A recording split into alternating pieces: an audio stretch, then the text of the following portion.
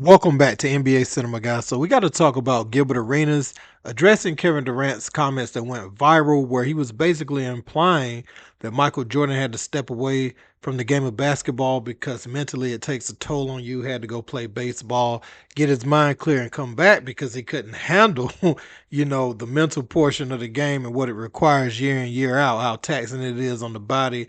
Like I said, both mentally and physically. And he was bigging up his own era and talking about LeBron being in it for 22 seasons and how strong your mind have to be to do that. But many of us that was around at that time know that that's so far from the truth. And it was his dad's favorite game, baseball that is, so he wanted to step away and play it. He had reached the mountaintop 3 times in a row. And after that series against the Phoenix Suns, he went on and he did his thing in baseball, came back, was beaten by the Orlando Magic when he returned. I believe it was in March of that season. But after that, went on to three-peat again. And so we're going to get into Gilbert Arenas' response to Kevin Durant because he's offering up some more insight on maybe some things he's heard, from people closer to the story and, pretty much saying KD is misinformed on what he said. Let's check it out. Recommit to this game. Just like you sign a new contract, every time you get better as a player, I truly feel that you got to recommit and sign that contract with yourself every so often. Like, all right, yeah, I'm 10, 12 years in, I got 4 MVPs and 4 championships. Like, but do I still want to do this shit? You know what I'm saying? You know how hard it is. Some people say, I want to go play baseball. Right? Yeah. And then I want to come back. Or some people say, I'm going to go 22 straight.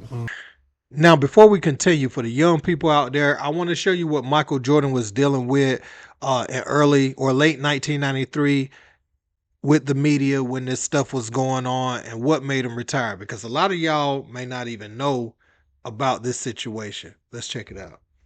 It's attacked in my private life, and I really didn't like it, and I don't agree with it. But I felt a need to come out and express that and tell the truth so you guys can quit hallucinating and taking it further than what it is.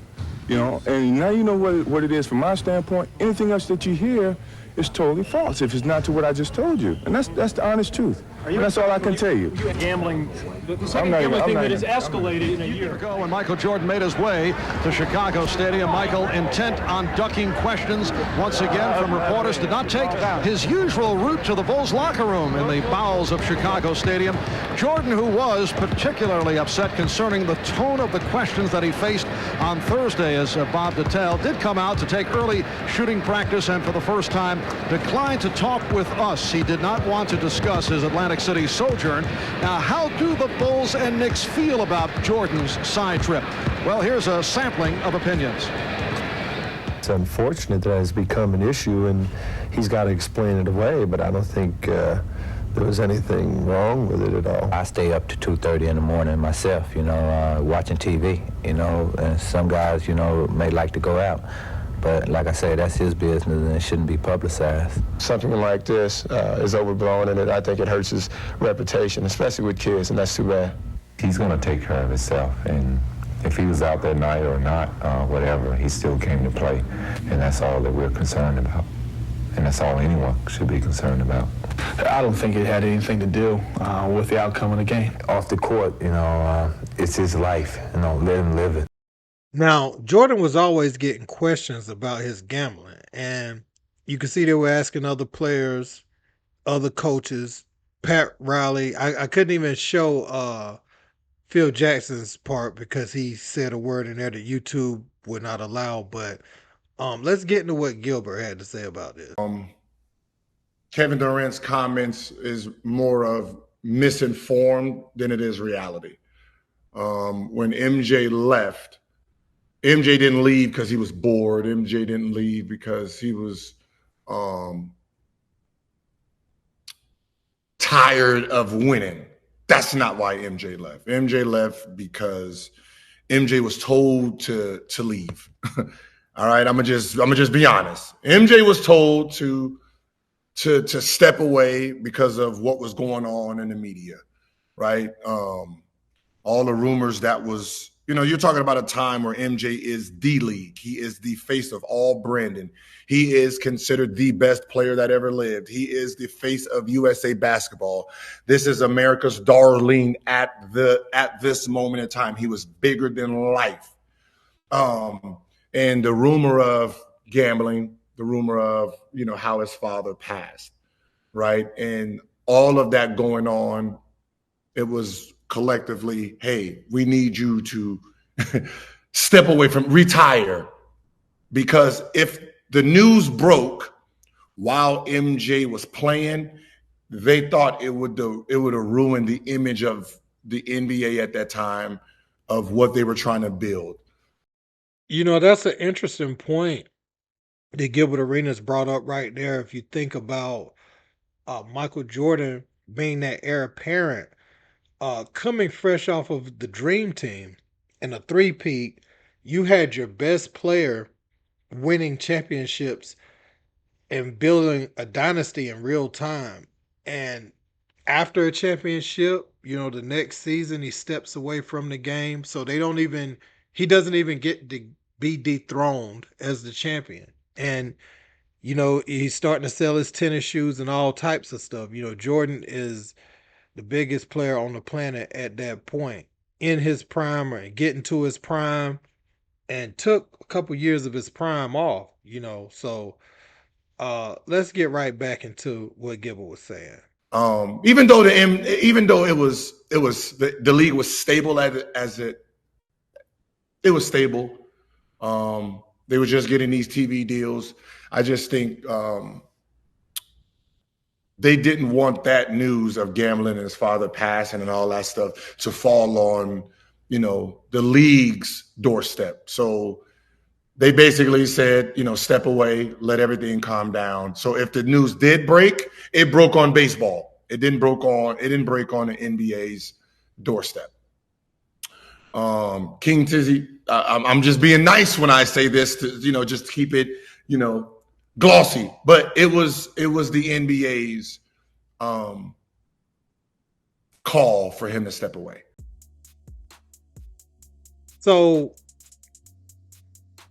thinking back to David Stern as a commissioner, I could absolutely believe what Gilbert Arenas is saying. You think about the league at that time during the 70s and especially in the early 80s and throughout the mid 80s, it had a bit of a cocaine problem. They were estimating between 40% and 75% of the players was using it. You even see Michael Jordan, ironically enough, speak about it on The Last Dance.